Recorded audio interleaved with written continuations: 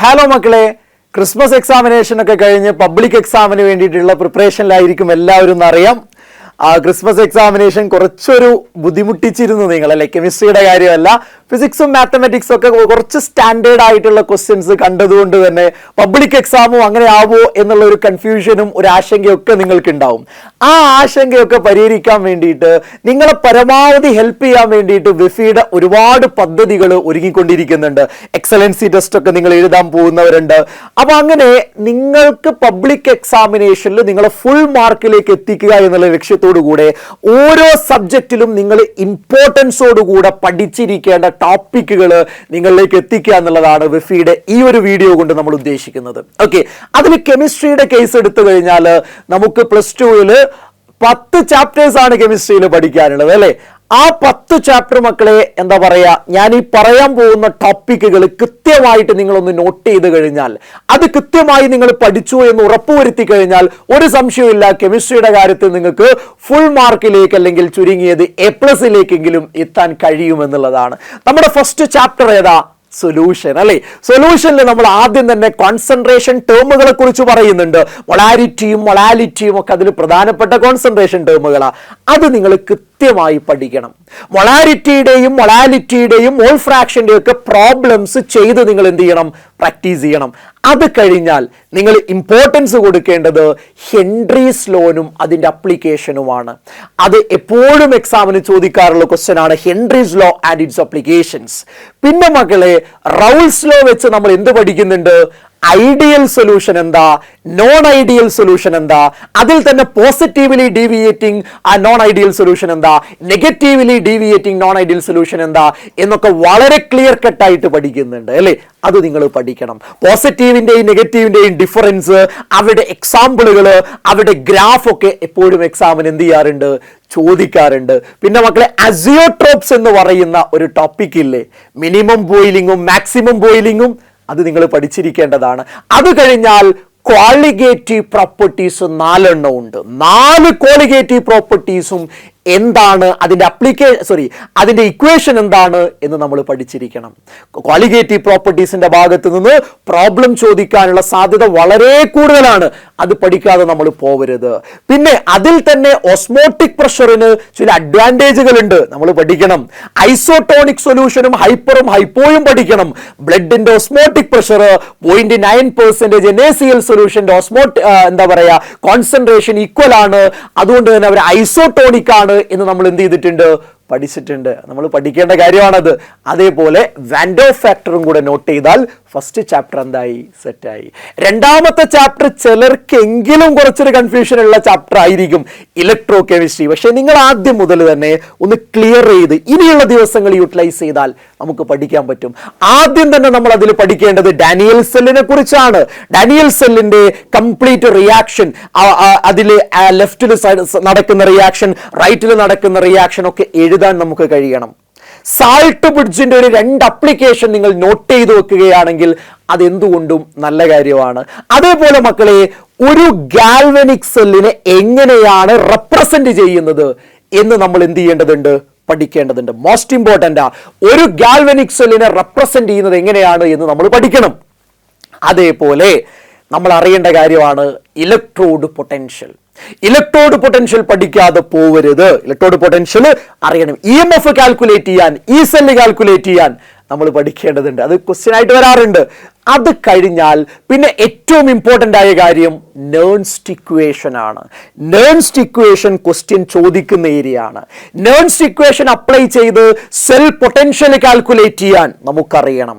Nernst ഇക്വേഷനിലേക്ക് equilibrium constant introduce ചെയ്യാൻ നമുക്ക് കഴിയണം. അത് കണക്ട് ചെയ്തിട്ടുള്ള ΔGയുടെ ഇക്വേഷൻ നമ്മൾ പഠിക്കണം. നേൺസ്റ്റ് ഇക്വേഷൻ വളരെ വളരെ വളരെ ഇമ്പോർട്ടൻ്റ് ആയിട്ടുള്ള ഏരിയ ആണ്.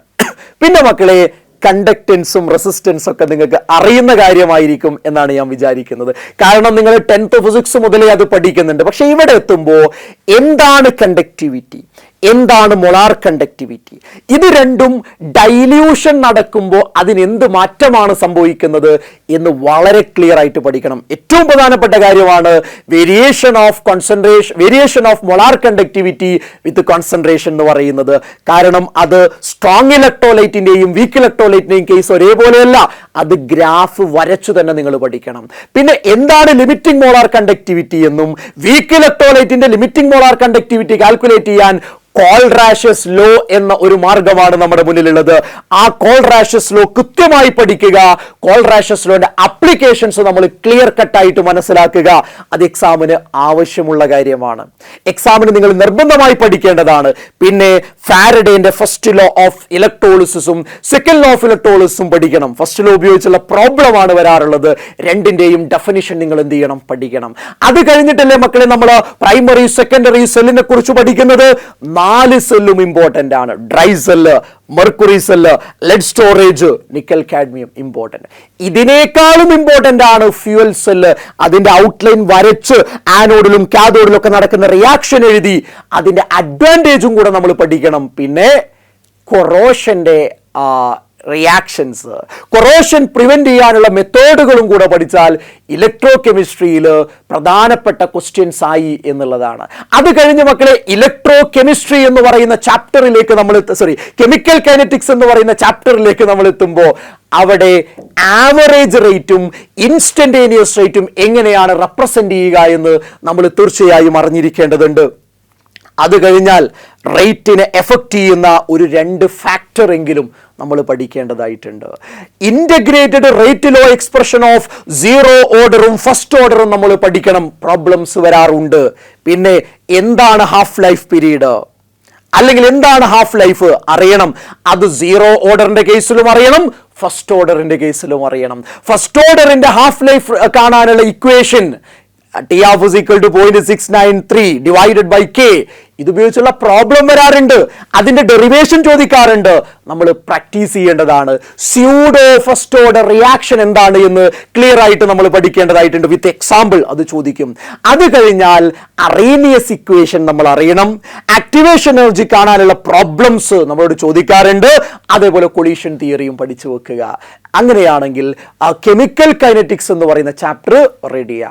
ഇനി മക്കളെ DNFലേക്ക് നമ്മൾ പോകുന്ന സമയത്ത് അവിടെ നമ്മളെ കാത്തിരിക്കുന്ന ട്രാൻസിഷൻ മെറ്റൽസിന്റെ ചില ക്യാരക്ടറിസ്റ്റിക്സ് ഇല്ലേ.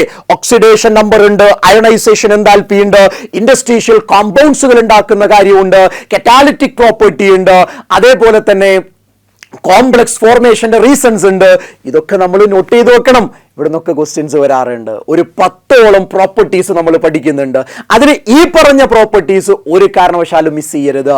പിന്നെ മക്കളെ ഇമ്പോർട്ടൻ്റ് ആയ കാര്യം എന്താണ്, വെരി വെരി ഇമ്പോർട്ടൻ്റ് ആയ കാര്യമാണ്, എന്താണ് ലാന്തനോയിഡ് കോൺട്രാക്ഷൻ, എന്താണ് അതിന്റെ റീസൺ, എന്താണ് അതിന്റെ അപ്ലിക്കേഷൻ, റിപ്പീറ്റ് ചെയ്ത് ചോദിക്കാറുണ്ട്.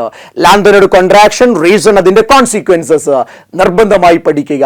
പിന്നെ പൊട്ടാസ്യം ഡൈക്രോമേറ്റ്, പൊട്ടാസ്യം പെർമാംഗനേറ്റ്, നമ്മുടെ 2 കോമ്പൗണ്ടുകൾ, അവരുടെ പ്രിപ്പറേഷൻ, അവരുടെ പ്രോപ്പർട്ടീസ് അറിഞ്ഞിരിക്കണം. അവരുടെ ക്രോമേറ്റിന്റെയും ഡൈക്രോമേറ്റിന്റെയും കൺവേർഷനും അതിന്റെ സ്ട്രക്ചറും നമ്മൾ അറിയേണ്ടതായിട്ടുണ്ട്. മാംഗനേറ്റിന്റെയും പെർമാംഗനേറ്റിന്റെയും സ്ട്രക്ചർ നമ്മൾ പഠിക്കേണ്ടതായിട്ടുണ്ട്. പിന്നെ 2 കോമ്പൗണ്ടുകളും സ്ട്രോങ് ഓക്സിഡൈസിങ് ഏജന്റുകളാണ്. ഏത് മീഡിയത്തിലാ ഓക്സിഡൈസിങ് ഏജന്റ് ആയിട്ട് ആക്ട് ചെയ്യുന്നത് എന്ന് പഠിക്കേണ്ടതായിട്ടുണ്ട്. ഒരു എക്സാമ്പിൾ നിങ്ങൾ പഠിച്ചാൽ അത് സെറ്റാ. പിന്നെ D&F ബ്ലോക്ക് എലമെന്റ്സിന്റെ ഒരു 2 പ്രോപ്പർട്ടിയും കൂടെ മക്കളെ നിങ്ങൾ പഠിച്ചു വെക്കുക കേട്ടോ. യെസ്, പ്രോപ്പർട്ടിയും ഒരു അപ്ലിക്കേഷനും കൂടെ പഠിച്ചു വെക്കുക. അപ്പൊ സെറ്റായി. ഇനി എന്താ ഉള്ളത്?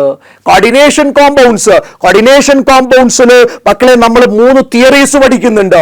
വെർണേഴ്സ് തിയറി പഠിക്കുന്നുണ്ട്, വാലൻസ് ബോണ്ട് തിയറി പഠിക്കുന്നുണ്ട്, ക്രിസ്റ്റൽ ഫീൽഡ് തിയറി പഠിക്കുന്നുണ്ട്. 3ഉം ക്ലിയർ ആയിട്ട് അറിഞ്ഞിരിക്കേണ്ടതായിട്ടുണ്ട്. Okay, IUPAC naming of coordination compounds നമ്മൾ പഠിക്കേണ്ടതുണ്ട്. കോർഡിനേഷൻ കോമ്പൗണ്ട്സിന്റെ ഐസോമറിസം നമ്മൾ എന്ത് ചെയ്യേണ്ടതാണ്, ക്ലിയർ ആയിട്ട് പഠിച്ചിരിക്കേണ്ട സാധനമാണ്. കോർഡിനേഷൻ കോമ്പൗണ്ട്സിന്റെ സ്റ്റെബിലിറ്റിയെ കുറിച്ച് പഠിച്ചിരിക്കണം. കോർഡിനേഷൻ കോമ്പൗണ്ട്സിലെ ലിഗാൻഡ്സ്, മോണോഡെൻഡേറ്റ്, ബൈഡെൻഡേറ്റ്, പോളിഡെൻഡേറ്റ്, ആംബിഡെൻഡേറ്റ്, ചീലേറ്റിംഗ് ലിഗാൻഡ്, ഇതൊക്കെ ഒരു മാർക്കിനൊക്കെ എന്ത് ചെയ്യാറുണ്ട്, ക്വസ്റ്റ്യൻസ് വരുന്ന ഏരിയ. പിന്നെ വാലൻസ് ബോണ്ട് തിയറിയിൽ അതിന്റെ മാഗ്നറ്റിക് പ്രോപ്പർട്ടി കാണാൻ, ലോ സ്പിൻ ആണോ ഹൈ സ്പിൻ ആണോ എന്ന് കാണാൻ, ഇന്നർ ഓർബിറ്റൽ കോംപ്ലക്സ് ആണോ ഔട്ടർ ഓർബിറ്റൽ കോംപ്ലക്സ് ആണോ എന്ന് കാണാൻ ഒക്കെ ചോദിക്കാറുണ്ട്. അതേപോലെ സ്പെക്ട്രോ കെമിക്കൽ സീരീസ് നമ്മൾ അറിഞ്ഞിരിക്കേണ്ടതായിട്ടുണ്ട്. ഇതൊക്കെയാണ് കോർഡിനേഷൻ കോമ്പൗണ്ട്സ് എന്ന് പറയുന്ന ചാപ്റ്ററിൽ എക്സാം പോയിന്റ് ഓഫ് വ്യൂ നിങ്ങൾ ഫോക്കസ് ചെയ്ത് പഠിക്കേണ്ട കാര്യങ്ങൾ.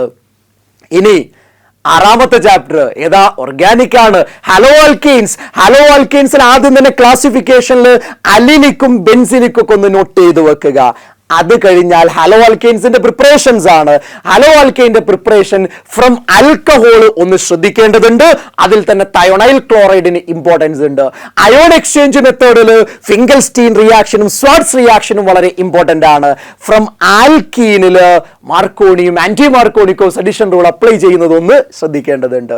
ഇനി മക്കളെ ഫിസിക്കൽ പ്രോപ്പർട്ടീസിൽ ബോയിലിംഗ് പോയിന്റിന്റെ ഭാഗം ഒന്ന് ശ്രദ്ധിക്കുക. കെമിക്കൽ റിയാക്ഷൻസിൽ എന്താണ് സബ്സ്റ്റിറ്റ്യൂഷൻ റിയാക്ഷൻ, എക്സാമ്പിൾ അറിയണം. എക്സാമ്പിൾ പറയുമ്പോൾ തന്നെ അവിടെ KCN-ഉം AgCN-ഉം ആഡ് ചെയ്യുമ്പോൾ ഒരേ പ്രൊഡക്റ്റ് ആണോ, അല്ല, ഡിഫറെന്റ് പ്രോഡക്ട്സ് ആണ്. അത് നിങ്ങൾ മനസ്സിലാക്കി പോകേണ്ടതാണ്. SN1 റിയാക്ഷനും SN2 റിയാക്ഷനും വളരെ ഇമ്പോർട്ടന്റ്, അവരുടെ ഡിഫറൻസ് ഇമ്പോർട്ടന്റ്, എക്സാമിന് ക്വസ്റ്റ്യൻ ചോദിക്കാറുണ്ട്. പിന്നെ മക്കളെ ഇമ്പോർട്ടന്റ് ആയിട്ടുള്ള ഒരു സാധനമാണ് എന്ത്, നമ്മുടെ എലിമിനേഷൻ റിയാക്ഷൻ.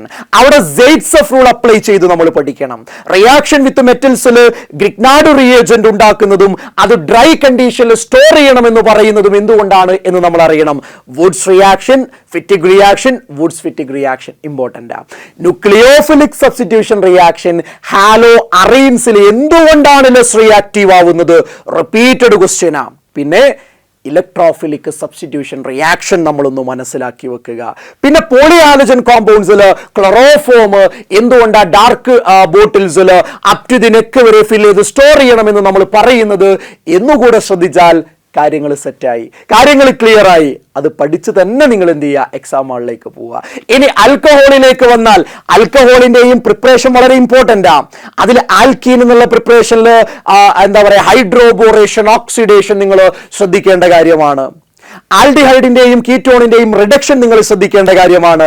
അതേപോലെ ഗ്രിഗ്നാർഡ് റിയേജന്റ് ഉപയോഗിച്ച് എങ്ങനെയാണ് ആൽഡിഹൈഡിൽ നിന്നും കീറ്റോണിൽ നിന്നും ആൽക്കഹോൾ പ്രിപ്പയർ ചെയ്യുന്നത് എന്നുള്ളത് വളരെ പ്രധാനപ്പെട്ട ക്വസ്റ്റ്യൻ ആണ്.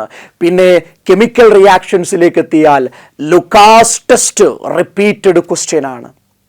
ലുക്കാസ് ടെസ്റ്റ് വളരെ പ്രധാനപ്പെട്ടതാണ്. ആൽക്കഹോളിന്റെ ഓക്സിഡേഷൻ വളരെ പ്രധാനപ്പെട്ട കാര്യമാണ്.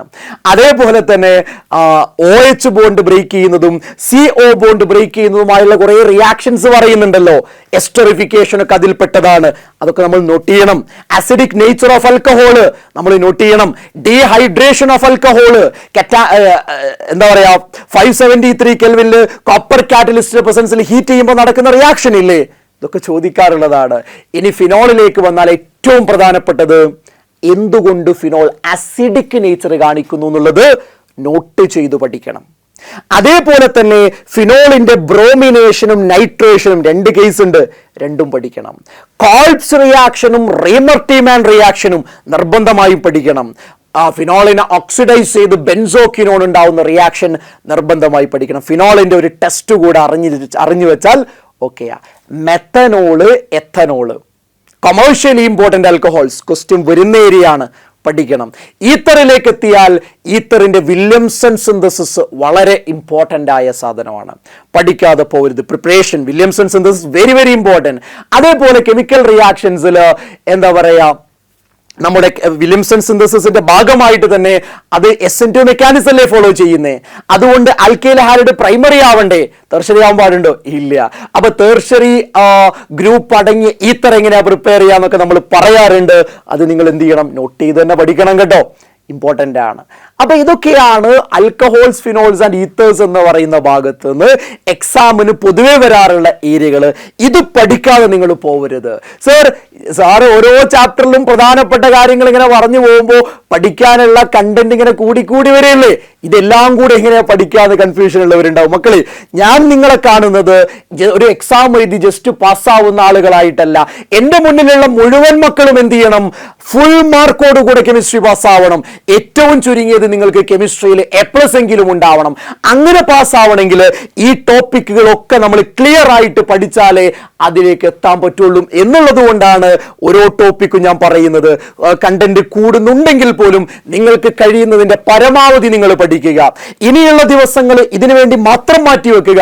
നമ്മുടെ ലൈഫ് മുന്നിൽ കണ്ടുകൊണ്ട് പരമാവധി മാർക്കോടുകൂടെ +2 പാസ്സാവണം എന്ന് വിചാരിച്ച് ഇനിയുള്ള ദിവസങ്ങൾ യൂട്ടിലൈസ് ചെയ്താൽ ഒരു സംശയവും ഇല്ല, നമുക്കിതൊക്കെ പഠിച്ചെടുക്കാൻ പറ്റും.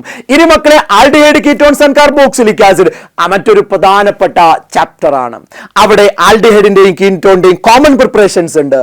ആൽഡിഹൈഡിന്റെ മാത്രം പ്രിപ്പറേഷനിൽ റോസൻമൺസ് റിഡക്ഷൻ ഉണ്ട്, സ്റ്റീഫൻസ് റിഡക്ഷൻ ഉണ്ട്, അതിൽ തന്നെ ഡിബാലച്ച് ഉപയോഗിക്കുന്നതുണ്ട്. അതൊക്കെ ഇമ്പോർട്ടന്റാ. പിന്നെ അരോമാറ്റിക് ആൽഡിഹൈഡിൻ്റെത് ഗാറ്റർമാൻ കോച്ച് റിയാക്ഷനും ഇറ്റാഡ് റിയാക്ഷനും സൈഡ് ചെയിൻ ക്ലോറിനേഷനും ഒക്കെ വളരെ ഇമ്പോർട്ടന്റാ. ക്വസ്റ്റ്യൻ വരുന്ന ഏരിയ. ഇനി പ്രോപ്പർട്ടീസിലേക്ക് പോയി കഴിഞ്ഞാൽ അവിടെ ഹാലോഫോം റിയാക്ഷൻ ഉണ്ട്, അവിടെ അൽഡോൾ കണ്ടൻസേഷൻ ഉണ്ട്, അവിടെ കാനിസാറോ റിയാക്ഷൻ ഉണ്ട്. വളരെ പ്രധാനപ്പെട്ട കാര്യങ്ങളാണത്, ഒരു കാരണവശാലും മറക്കരുത്. അതേപോലെ ഓക്സിഡേഷനിൽ ലുക്കാസ് റിയേജന്റും ടൊളൻസ് റിയേജന്റും അതേപോലെ ഫില്ലിംഗ് സൊല്യൂഷനും ഉപയോഗിച്ചുള്ള ടെസ്റ്റ് ഉണ്ട്. വിത്ത് റിയാക്ഷൻ നമ്മൾ എന്ത് ചെയ്യേണ്ടതുണ്ട്? അത് പഠിക്കണം. റിഡക്ഷന്റെ കേസിലേക്ക് എത്തുന്ന സമയത്ത് നമ്മൾ എന്താ പറയുക, ക്ലെമൻസൻസ് റിഡക്ഷൻ ഉണ്ട്, വോൾഫ് കൃഷ്ണ റിഡക്ഷൻ ഉണ്ട്, പഠിക്കേണ്ടതാണ്. എക്സാമിന് ക്വസ്റ്റ്യൻ വരുന്ന ഏരിയ. ഇനി കാർബോക്സിലിക് ആസിഡിലും പ്രിപ്പറേഷൻ ഇമ്പോർട്ടന്റ് ആണ്. അതിന്റെ ബോയിലിംഗ് പോയിന്റ് ആണ് ഏറ്റവും കൂടുതൽ, മറ്റാരേക്കാളും. റീസൺ ഒക്കെ നമ്മളൊന്ന് നോട്ട് ചെയ്യണം. കെമിക്കൽ റിയാക്ഷൻസിലേക്ക് എത്തിയാൽ എസ്റ്ററിഫിക്കേഷൻ റിയാക്ഷൻ വളരെ ഇമ്പോർട്ടൻ്റാ, HVZ റിയാക്ഷൻ വളരെ ഇമ്പോർട്ടൻ്റാ.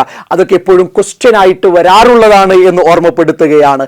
പിന്നെ ആൽഡിഹൈഡ് ആവട്ടെ, കിറ്റോൺ ആവട്ടെ, കാർബോക്സിലിക് ആസിഡ് ആവട്ടെ, 1-2 അപ്ലിക്കേഷൻസ് അറിയാമെങ്കിൽ, യൂസ് അറിയാമെങ്കിൽ നല്ലതാണ്. റെഡി? ഇനി മക്കളെ, അമൈൻസിലേക്ക് എത്തിയാൽ അമൈൻസിന്റെ പ്രിപ്പറേഷൻ വളരെ ഇമ്പോർട്ടൻ്റാ.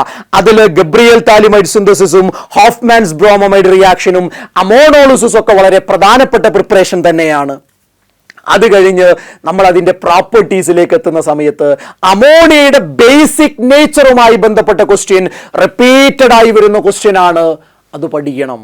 അമോണിയയുടെ ബേസിക് സ്ട്രെങ്ത് അമൈൻസിനേക്കാൾ കുറവാണ്. അമൈൻസിന്റെ ബേസിസ് സ്ട്രെങ്ത്തും അമോണിയയുടെ ബേസിസ് സ്ട്രെങ്ത്തും അരോമാറ്റിക് അമൈൻസിനേക്കാൾ കൂടുതലാണ്. അതൊക്കെ എന്തുകൊണ്ടാണെന്നൊക്കെ അറിയണം. പിന്നെ പ്രൈമറി, സെക്കൻഡറി, ടെർഷറി അമൈൻസിന്റെ ആ ബേസിക് സ്ട്രെങ്ത് കമ്പയർ ചെയ്ത് നമ്മൾ പഠിക്കണം. അത് ഗ്യാഷ്യസ് സ്റ്റേറ്റിലും അക്വ സൊല്യൂഷനിലും നമ്മൾ പഠിക്കണം. കെമിക്കൽ റിയാക്ഷൻസിലേക്ക് വന്നു കഴിഞ്ഞാൽ മക്കളെ, അതിൽ ഹിൻസ്ബർഗ് റിയേജന്റ് ഉപയോഗിച്ചുള്ള ടെസ്റ്റ് വളരെ ഇമ്പോർട്ടൻ്റ്. കാർബിലമൈൻ ടെസ്റ്റ് വളരെ ഇമ്പോർട്ടൻ്റ് ആണ്, ക്വസ്റ്റ്യൻ വരുന്ന ഏരിയ ആണ്. അതേപോലെ നമ്മുടെ ബെൻസീൻ ഡൈസോണിയം സാൾട്ട് ഇല്ലേടാ, അതിൻ്റെ റിയാക്ഷൻസ് നിങ്ങളൊന്ന് നോട്ട് ചെയ്തിട്ടാണ് എക്സാം ഹാളിലേക്ക് പോകേണ്ടത്. അവസാനം പറയുന്ന കപ്ലിംഗ് റിയാക്ഷൻ ഉണ്ടല്ലോ, അതും കൂടെ നിങ്ങളൊന്ന് നോട്ട് ചെയ്തു പോകണം. എങ്കിൽ അമൈൻസും സെറ്റാണ്. ലാസ്റ്റ് ചാപ്റ്റർ ബയോമോളിക്യൂൾസിലേക്ക് എത്തിയാൽ ബയോമോളിക്യൂൾസിൽ കാർബോഹൈഡ്രേറ്റ്സിൽ മക്കളെ ഗ്ലൂക്കോസിന്റെ പ്രിപ്പറേഷൻ ഇമ്പോർട്ടൻ്റ് ആണ്. ആ സ്റ്റെപ്പ് ബൈ സ്റ്റെപ്സ് പ്രോസസ്സ് നിങ്ങൾ പഠിക്കണം. അതിന്റെ സ്ട്രക്ചറൽ ഇലൂസിഡേഷൻ നിങ്ങൾ എന്ത് ചെയ്യണം? ഒന്ന് നോട്ട് ചെയ്തു പോകേണ്ട കാര്യമാണ്. അതിന്റെ സൈക്ലിക് ഹാവോത്ത് സ്ട്രക്ചർ അല്ലേ, സൈക്ലിക് ആൽഫ ഡി പ്ലസ് ഗ്ലൂക്കോസും ബീറ്റ ഡി പ്ലസ് ഗ്ലൂക്കോസും നോട്ട് ചെയ്യണം. അതേപോലെ ഫ്രക്ടോസും നിങ്ങൾ നോട്ട് ചെയ്യണം.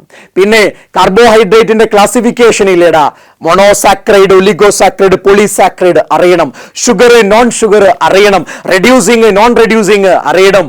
ഇനി പ്രോട്ടീൻസിലേക്ക് എത്തിയാൽ അമിനോ ആസിഡ്സിന്റെ ക്ലാസിഫിക്കേഷൻ ഉണ്ടല്ലോ, അസിഡിക്, ബേസിക്, ന്യൂട്രൽ, നമ്മൾ അറിഞ്ഞിരിക്കേണ്ടതാണത്. ആ ക്ലാസിഫിക്കേഷൻ വളരെ ഇമ്പോർട്ടൻ്റ് ആയിട്ടുള്ള ക്ലാസിഫിക്കേഷൻ ആണ് അമിനോ ആസിഡ്സിന്റെ ക്ലാസിഫിക്കേഷൻ. ഓക്കെ, അതേപോലെ തന്നെ എന്താണ്, ഫുഡിൽ നിന്ന് കിട്ടുന്ന അമിനോ ആസിഡ്സ് ഉണ്ട്. അതെന്താ? Essential amino ആസിഡാ.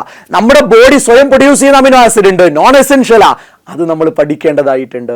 പിന്നെ പ്രോട്ടീനിന്റെ structure, primary, secondary, tertiary and quaternary structure very important, നമ്മൾ പഠിച്ചിരിക്കേണ്ടതുണ്ട്. ഗ്ലോബുലാർ സ്ട്രക്ചർ നമ്മൾ ഓർമ്മയില്ലേ, ഫൈബ്രസും ഗ്ലോബുലാറും നോട്ട് ചെയ്ത് പോവേണ്ടതാണ്. ഡീനാച്ചുറേഷൻ ഓഫ് പ്രോട്ടീൻ എന്താണ് എന്ന് നമ്മൾ പഠിക്കേണ്ടതായിട്ടുണ്ട്. ഓക്കെ, അത് കഴിഞ്ഞ് നമ്മൾ എന്താ പറയുക, എൻസൈമുകളെ കുറിച്ച്, എൻസൈം കറ്റാലിസിസിനെ കുറിച്ച് ജസ്റ്റ് ഒരു ഐഡിയ ഉണ്ടാക്കി വെക്കുന്നത്. കഴിഞ്ഞ വർഷം സോളജിയിൽ നിങ്ങൾ പഠിച്ചിട്ടുണ്ട് ഈ കാര്യങ്ങളൊക്കെ, അതൊന്ന് നോട്ട് ചെയ്ത് വെക്കുന്നത് നല്ലതാണ്. അതേപോലെ തന്നെ വൈറ്റമിൻസിന്റെ കാര്യം ഇമ്പോർട്ടൻ്റ് ആണ്. വൈറ്റമിൻസ് അത് വാട്ടർ സോലുബിൾ ഉണ്ട്, അതേപോലെ തന്നെ ഫാറ്റ് സോലുബിൾ ഉണ്ട്. ഏതൊക്കെയാണെന്ന് അറിയണം. അതേപോലെ തന്നെ ചില വൈറ്റമിൻസിന്റെ ഡെഫിഷ്യൻസി കാരണം പല ഡിസീസുകളും ഉണ്ടാവുന്നുണ്ട്.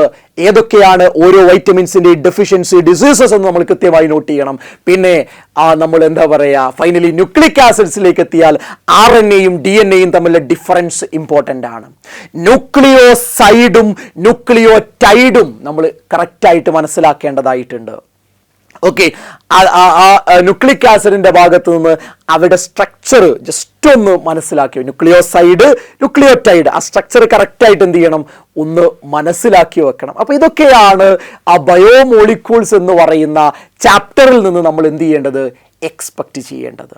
ഓക്കെ, അപ്പൊ കെമിസ്ട്രിയിൽ +2 നമ്മൾ പഠിക്കാൻ പോകുന്ന 10 ചാപ്റ്റേഴ്സിലും നിങ്ങൾ ഇമ്പോർട്ടൻ്റ് ആയിട്ട് ഫോക്കസ് ചെയ്യേണ്ട എല്ലാ കാര്യങ്ങളും നമ്മൾ എന്ത് ചെയ്തിട്ടുണ്ട്, ഇതിൽ ഇൻക്ലൂഡ് ചെയ്തിട്ടുണ്ട്. പക്ഷെ ഒരു കാര്യം നിങ്ങൾ എപ്പോഴും മനസ്സിൽ വെക്കുക, ഇന്ന ടോപ്പിക്കേ ചോദിക്കൂ എന്ന് നമുക്കൊരിക്കലും പറയാൻ കഴിയില്ല. പക്ഷെ നമ്മളിപ്പോൾ പറഞ്ഞത് ചോദിക്കാൻ സാധ്യതയുള്ള ക്വസ്റ്റ്യൻസാ.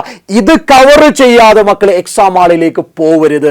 ഞാൻ വീണ്ടും ആവർത്തിക്കുന്നു, നിങ്ങൾ സയൻസ് പഠിച്ചു +2 എത്തിയ കുട്ടികളാണ്. നിങ്ങൾക്ക് ജസ്റ്റ് പാസ്സാവണം എന്ന ആഗ്രഹത്തോടെ അല്ല നിങ്ങൾ +2 സയൻസ് +1 സയൻസിലേക്ക് കടന്നു വന്നിട്ടുള്ളത്. നിങ്ങൾക്ക് ഡോക്ടർ ആവണം, എഞ്ചിനീയർ ആവണം, സയന്റിസ്റ്റ് ആവണം, സെൻട്രൽ യൂണിവേഴ്സിറ്റിയിലേക്ക് പോയിട്ട് ഡിഗ്രിയും ഇന്റഗ്രേറ്റഡ് PG-യും പഠിക്കണം. അങ്ങനെ വലിയ ലക്ഷ്യങ്ങൾ നമ്മുടെ മുന്നിലുണ്ട്. +2 കഴിഞ്ഞ ഉടനെ ഒരു നീറ്റ് പോലെ, JEE പോലെ, കീമു പോലെ, CVT പോലെയുള്ള വലിയ കോമ്പറ്റേറ്റീവ് എൻട്രൻസ് എക്സാമിനേഷൻ എഴുതേണ്ട ആളുകളാണ് എൻ്റെ മുന്നിലിരിക്കുന്നത് മക്കളെ. അതുകൊണ്ട് ഇനിയുള്ള ദിവസങ്ങൾ വളരെ ക്രൂഷ്യൽ ആയിട്ടുള്ള ദിവസങ്ങളാണ്. ഒരു സെക്കൻഡ് പോലും നിങ്ങൾ നഷ്ടപ്പെടുത്താതെ നിങ്ങൾ കൃത്യമായിട്ട് ഹാർഡ് വർക്ക് ചെയ്തു കഴിഞ്ഞാൽ 100% ഷുവർ ആണ്, ഇതുവരെ നന്നായി പഠിക്കാത്ത കുട്ടികളാണെങ്കിൽ പോലും ഇനിയുള്ള ദിവസങ്ങൾ കൃത്യമായി യൂട്ടിലൈസ് ചെയ്ത് കഴിഞ്ഞാൽ അതിൻ്റെ റിസൾട്ട് നിങ്ങളുടെ മാർക്കിൽ ഉണ്ടാവും. പരമാവധി മാർക്ക് കിട്ടാൻ വേണ്ടി, ഫുൾ മാർക്ക് കിട്ടാൻ വേണ്ടി നിങ്ങൾ ഹാർഡ് വർക്ക് ചെയ്യുക. എല്ലാവർക്കും നിങ്ങളുടെ എയിമിലേക്ക്, ലക്ഷ്യത്തിലേക്ക് എത്താൻ പറ്റട്ടെ. എല്ലാവർക്കും ഹാപ്പി ആയിട്ടുള്ള ഒരു എൻഡിങ് ഉണ്ടാവട്ടെ എന്ന് ഞാൻ ആശംസിക്കുകയാണ്. നിങ്ങൾക്ക് വേണ്ട ഫുൾ സപ്പോർട്ട് നൽകാൻ ഇവിടെ വെഫി റെഡി ആയിട്ട് നിൽക്കുന്നുണ്ട് എന്ന കാര്യം കൂടെ ഓർമ്മപ്പെടുത്തിക്കൊണ്ട് വൈൻഡപ്പ് ചെയ്യുന്നു. All the very best. Thank you very much.